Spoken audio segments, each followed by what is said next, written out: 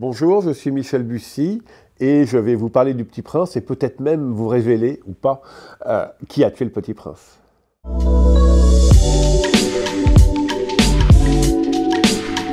Ma collection de Petit Prince, elle a commencé un peu par hasard. J'étais géographe, donc étudiant en géographie. J'avais effectivement choisi ces études pour voyager, pour parcourir le monde, parce que j'avais très peu fait dans mon enfance et j'avais envie de le faire en devenant adulte. Et du coup, le Petit Prince et la personnalité de Saint-Exupéry, c'est évidemment aussi le voyage. Et voilà, dans un pays, j'ai dû voir un premier Petit Prince en langue étrangère et je me suis dit, tiens, ça fait un souvenir original de ce voyage. Et puis, à chaque voyage, du coup, je me suis pris au jeu d'essayer de trouver dans une librairie un Petit Prince dans la langue. Donc au départ, c'était uniquement quand j'étais sur place que je trouvais ces Petits Princes. Puis après, des amis se sont mis à me rapporter des Petits Princes quand ils étaient dans un autre pays.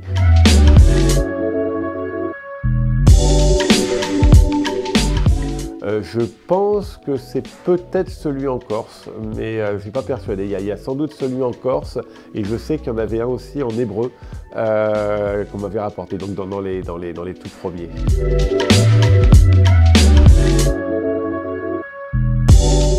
Il y en a beaucoup, mais on cite souvent celle-ci, qui est celui-ci, qui est celui l'exemplaire de Mali, en fait en Bambara, qui est une des langues les plus pratiquées au Mali. Et bon voilà, il est original parce qu'effectivement, le Petit Prince est dessiné en noir.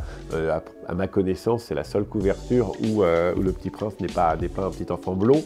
Et voilà, c'est assez joli parce qu'effectivement, le Petit Prince, il est aussi, c'est l'incarnation de l'enfant blanc, blond, etc. Mais rien n'empêche, évidemment, un Petit Prince noir, rien n'empêche un Petit Prince qui serait une petite princesse. Enfin, pour considérer même d'ailleurs que l'aviateur le voit avec ses propres yeux, mais qu'une autre personne verrait le Petit Prince sous une autre forme, avec une autre couleur de peau ou un autre sexe. Donc de ce point de vue-là, effectivement, je pense que le Petit Prince peut être vraiment considéré comme un symbole universel.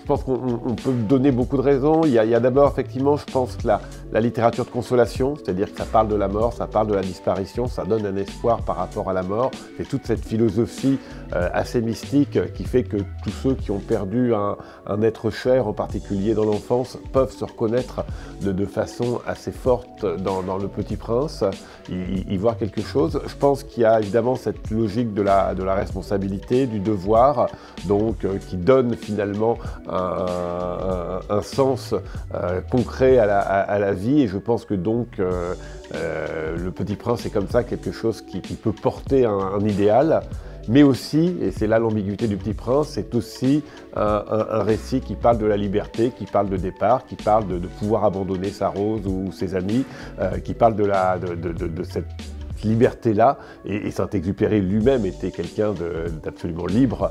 Évidemment, Saint-Exupéry a joué beaucoup sur les codes, la rose, le serpent, le renard, le désert, les étoiles, donc des choses qui sont évidemment très universelles, qui renvoient presque tous à des symboles religieux, à des symboles mythologiques, et donc de ce point de vue-là, il n'y a absolument rien de religieux directement dans l'œuvre de Saint-Exupéry, mais tout le monde, pratiquement toutes les religions peuvent avoir des références, évidemment le mouton, la rose, etc. Donc du coup, c'est je pense, qui fait du Petit Prince pratiquement une Bible laïque.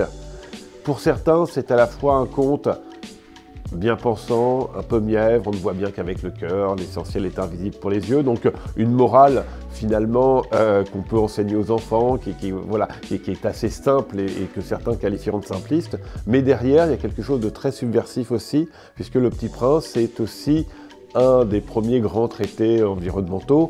Aujourd'hui, c'est un traité sur la solitude, donc c'est un traité sur l'universalisme, et donc aujourd'hui on a quand même évidemment un retour à des nationalismes, à des discours qui se recentrent autour de l'entre-soi. Et bien ce discours du Petit Prince, il apparaît presque comme subversif, en tout cas comme quelque chose qui n'est presque plus à la mode. Et ça, je pense que le grand succès du Petit Prince dans son humanité globale, ce que ressentait fondamentalement Saint-Exupéry, elle fera que Le Petit Prince va être...